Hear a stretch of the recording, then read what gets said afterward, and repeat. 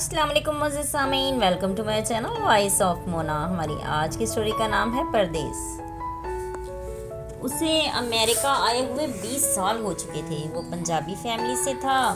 वो इकट्ठे 3 दोस्त एक ही अपार्टमेंट में रहते थे। खाना पीना भी इकट्ठा ही था। बुरहान, समीउल्लाह और वाजिद। समी पठान था और वाजिद उर्दू स्पीकिंग। बुरहान का ताल्लुक पंजाब से था।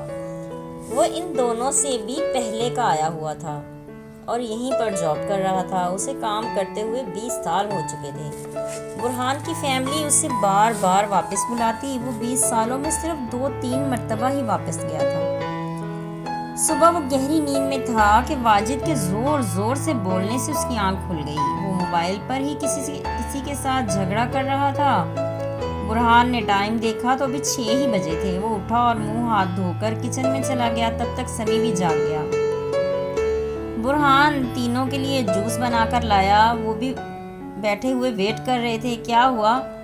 तू सुबह सुबह ही क्यों गर्म हो गया?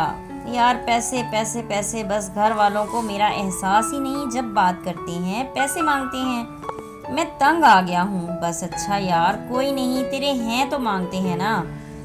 बुरहान, जब मैं वहाँ फ्री था तो दिन रात जलील करते थे। जब से आया हूँ पैसे भेज रहा हूँ। अपने लिए मैंने कुछ भी नहीं रखा। कल को अगर काम ना हुआ तो ये मुझे 2 वक्त की रोटी भी नहीं देंगे और जलील अलहदा से करेंगे। बात तो तुम्हारी सही है। समी भी बोल उठा। तो यार अपने बुरे वक्त के लिए भी तैयारी कर लो, फिर क्या पता आगे क्या हो। बुरहान समझदार था। वो पैसे जमा करता था और फजूल खर्च भी नहीं था। समी आज़ाद था। वो घर कुछ भी नहीं भेजता था। समी का वहाँ वापस जाकर अपनी ट्रांसपोर्ट कंपनी बनाने का इरादा था। बुरहान भी प्लाजा खरीद चुका था और भी बहुत सी प्रॉपर्टी खरीद ली थी उसने। सिर्फ वाजिद ही बेचारा खाली हाथ था। दोनों उसे समझाते। वाजिद ने उस दिन घर से बात की, लेकिन उसके बाद घर से बात करना छोड़ दी। वो यहाँ किसी औरत के चक्कर में पड़ चुका था। फिर बुरहान के मशवरे से उसने उससे शादी कर ली।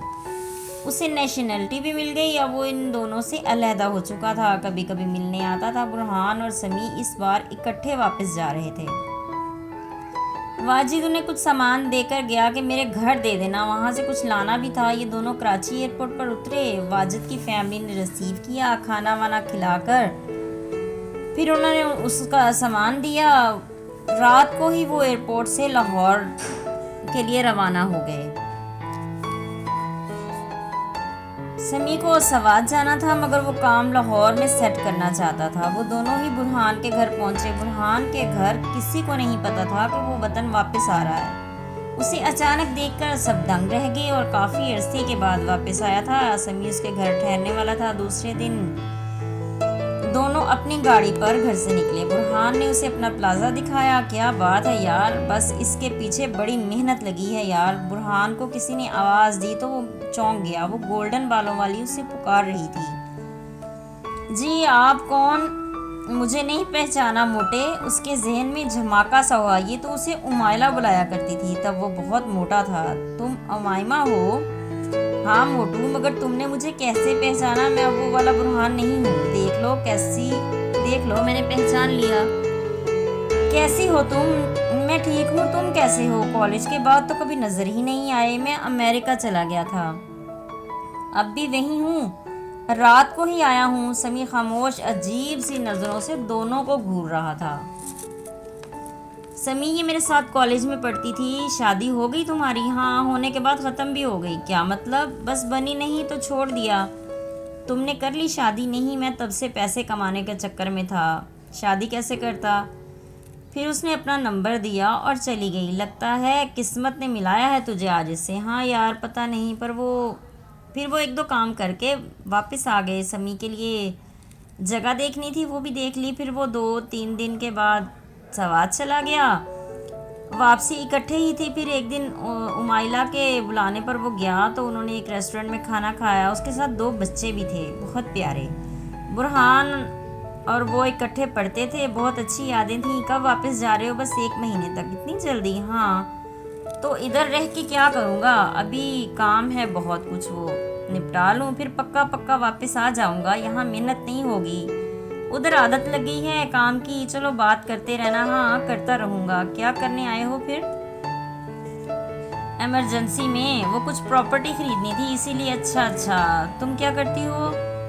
और ये बच्चे खर्चा वगैरह देता है इनका बाप? वो इनका कुछ भी नहीं देता, मिलता भी नहीं। मेरी जॉब है एक कंपनी में, बाकी जिंदगी है गुजर जानी है। घर घर अपना है, मेरे मैके वालों ने लेकर दिया। 2 दुकानें हैं, ऊपर घर है। मैं बाजार में ही रहती हूँ। फिर वो ज़रूरी काम की वजह से वापस आ गया। सुबह से प्रॉपर्टी देखने जाना था। आधी रात को समी की कॉल आ गई। यार दरवाज़ा खोल, मैं बाहर खड़ा हूँ। क्या? हाँ, बस वो झगड़ा हो गया और मैं घर से वापस आ गया। पहले सोचा होटल चला जाऊँ, फिर तेरे पास आ गया। अच्छा अच्छा किया, कल जाना है जगह देखने, वो निपटा ले फिर। समी अंदर आया तो वो काफ़ी परेशान दिख रहा था।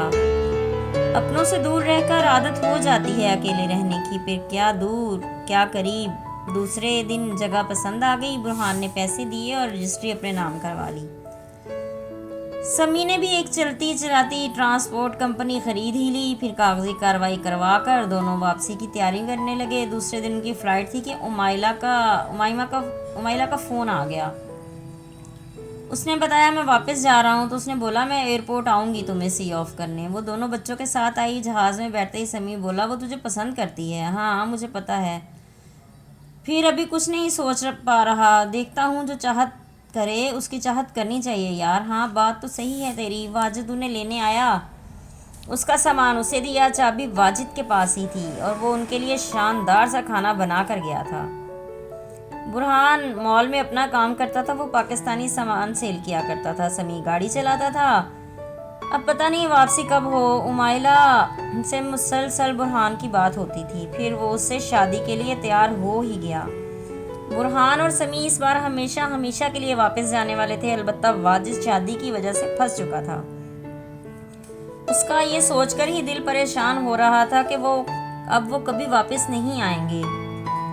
वो उनसे हर दिल की बात भी कर लेता था और अच्छे बुरे में वो एक दूसरे का साथ भी देते थे। फिर 5 साल के बाद वो दोनों वापस जा रहे थे। वाजिद भी साथ ही था। उसकी बीवी मान गई थी वहाँ रहने को। दोस्ती परदेस ने इतनी पक्की कर दी थी कि तीनों ने लाहौर में करीब करीब रहने का फैसला किया। वो तीनों खुश थे। इस वक्त के लिए वो बहुत तकलीफ़ें देख चुके थे। तीनों ने बहुत बुरे और बहुत अच्छे वक्त भी देखे थे। जीते रहिए, खुश रहिए। मिलते हैं अगली कहानी के साथ।